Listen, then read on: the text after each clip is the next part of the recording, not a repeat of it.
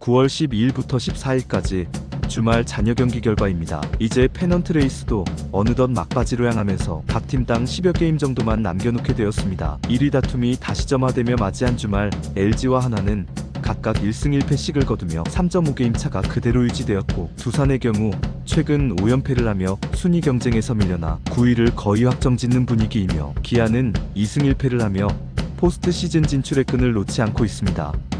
중위권 다툼도 그렇지만 시즌 막판 제일 큰 화두는 역시 하나가 1위 LG를 상대로 선두 탈환을 해낼 수 있느냐인데, 상대 전적 12승 1패로 압도하고 있는 키움과의 대전홈 3연전에서 내심 수입을 기대했지만 첫날 우천 취소되며 이 경기가 월요일에 추가 편성돼 졸지의 지옥의 8연전으로 둔갑하며 가뜩이나 시즌 내내 5선발의 고민을 안고 있는 하나 입장에서는 험난한 여정을 맞이하게 되었습니다. 둘째 날은 폰세가 17연승을 하며 14안타를 친 키움의 반격을 10대5로 잠재웠지만, 마지막 날 최근 최상의 컨디션으로 언터처블로 변모한 문동주가 예상 밖의 난타를 당하며 8실점을 하고 4회를 다 채우지도 못한 채 강판을 당해야 했습니다. 하지만 하나 역시 4회 말 4점의 빅이닝을 만들며 7대9로 바짝 따라붙어 역전의 발판을 마련했지만, 키움의 방망이는 쉬지 않고 오히려 9회 초에만 3점을 뽑는 등 마지막까지 맹추격한 하나를 결국 따돌리고 그동안의 열세에 대한 분풀이를 하듯 20안타를 몰아치며 13대10의 승리를 거뒀습니다. 키움과의 경기 전만 해도 남은 일정상 LG보다 유리할 것 같던 하나는 8연전 성사로 일정도 꼬이게 되고, 키움에게 생각지도 않던 1패까지 떠안으며 월요일 우천으로 밀렸던 키움과의 마지막 일전에 선발로 예고된 루키 정우주의 어깨가 무거워지게 됐습니다. LG 역시 첫날은 우천 취소되어 둘째 날부터 기아와의 잠실 2연전이 치러져 첫 경기에서 3대6의 역전패를 당했는데, 8회에 필승 조기명우와 9회에 불펜으로 돌린 5선발 카드인 송승기가 나란히 실점을 하며 LG의 최대 약점인 불펜의 불안을 그대로 노출시킨 경기였습니다. 마지막 날 LG는 이전 등판에서 재구불안을 보이며 첫 패배를 당한 토러스트를 등판시키며 기아 양현종과 선발 맞대결을 펼쳤는데, 최근 자신에 대한 우려를 잠재우며 6회까지 단일점 도어락하지 않은 토러스트의 호투와 함께 요즘 잠잠하던 타선까지 폭발하며 14대0의 대승을 거둬 전날 패배로 2.5게임까지 좁혀졌던 하나와의 격차를 다시 3.5게임으로 벌리는 데 성공하고 우승 확률 95%에 80승에 선착하고 매직 넘버를 9로 줄였습니다. 한편 7위 NC는 2승을 하며 계속 포스트 진출을 가시권으로 두고 있고, 6위 롯데는 1승을 하며 5할 승률에 맞추고 다시 순위 상승을 향한 발걸음을 이어갔습니다.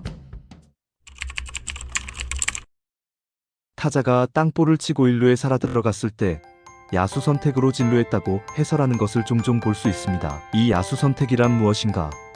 공식 정의를 보면 야구에서 페어 땅볼을 잡은 내야수가 타자 주자를 아웃시키기 위해 1루로 공을 던지는 대신 앞에 주자를 아웃시키려고 다른 베이스로 송구하는 행위라고 되어 있습니다. 이때 타자 주자가 1개루 또는 2개 이상을 진루한 경우 야수 선택으로 기록하게 되어 있고, 또 선행 주자를 아웃시키려는 시도의 성공 여부와는 관계없다고 되어 있는데, 이 대목은 우리가 알고 있는 야수 선택과는 상이한 부분입니다. 그 이유는 우리가 아는 야수 선택이라 함은 선행 주자를 잡지 못하고 타자 주자가 살아나갔을 때, 즉 타자가 안타는 치지 못했지만 수비의 선택으로 안타와 똑같은 효과를 가지는 경우에만 이 용어를 쓰는 것으로 알고 있는데요. 이 부분이 메이저리그와 KBO의 다른 점이기도 한데, MLB는 규정대로 모두 야수 선택으로 표기하는 반면 KBO는 선행주자가 아웃되는 경우엔 선택 수비로 표기하고 있습니다. 그렇지만 이것은 용어상의 문제일 뿐 경기 진행에는 하등 영향을 미치지 않기에 기록지에만 다르게 적히는 것으로 이해하면 되는 것입니다. 이보다 중요한 포인트는 타자가 아웃을 당하지 않고 안타와 똑같은 효과를 냈지만 이는 타자가 잘 쳐서가 아니고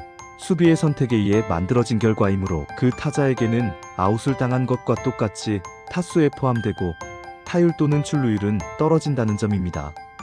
또 야수 선택으로 득점이 난 경우 이것은 실책이 아니라고 보고 투수에게는 자책점이 주어지고, 야수 선택으로 1루를 밟은 타자에게는 타점을 올린 것이 되는 부분도 특이한 점입니다.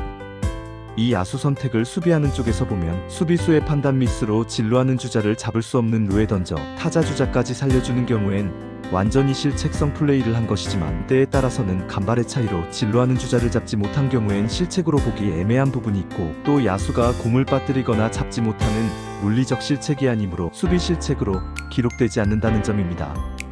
이 밖에도 야수가 다른 주자를 아웃시키려고 송구하는 틈을 타 진루를 하거나, 또는 경기에 전혀 영향을 주지 않는 주자를 묶어두지 않아 행해지는 도루, 즉 무관심 도루의 경우에도 이 야수 선택을 적용합니다. 그런데 이게 왜 야수 선택이지? 하고 의문이 들 정도의 경우도 종종 발생하게 되는데요. 그 대표적 예가 2013년 삼성과 LG와의 경기에서 나왔는데, 경기 후반 LG 공격에서 3루에 진루에 있던 권용관 선수가 포수가 투수에게 천천히 던지며 느슨한 플레이를 하는 틈을 타 홈으로 내달려 세이프가 된 장면인데요. 이것을 홈스틸이 아닌 야수 선택으로 발표한 심판의 발언을 보면, 득점의 인과관계로 볼 때 투수가 투구를 할 때 도루를 시도한 게 아닌 포수가 투수에게 느슨하게 공을 던지는 틈을 타 득점했기 때문에 단독 홈스틸을 줄 수 없다 고하며 일종의 포수의 보네드 플레이로 본 것입니다.